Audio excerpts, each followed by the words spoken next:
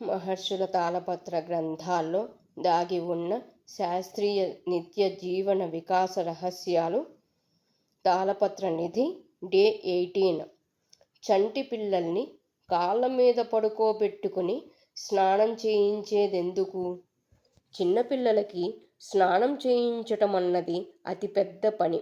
అందుకనే పసిపిల్లలకు అత్తగారో అమ్మ వంటి పెద్దవారు ఆ సమయంలో దగ్గరుండి స్నానం చేయిస్తుంటారు.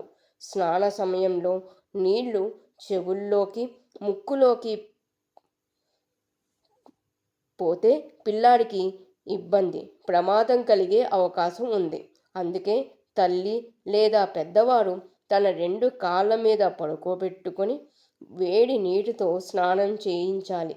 స్నానానికి అరగంట ముందు పిల్లవానికి లేదా పిల్ల ఒంటికి నూనె రాసి చిన్నగా మెత్తగా మసాజ్ చేసి మాడుకు ఆముదం పెట్టి ఆపై నలుగు పిండితో స్నానం చేయించాలి.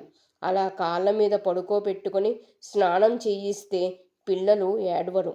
నలుగు పెట్టి నూనె రాసి స్నానం చేయించటం ద్వారా పసిపిల్లలకి వ్యాయామం అవుతుంది.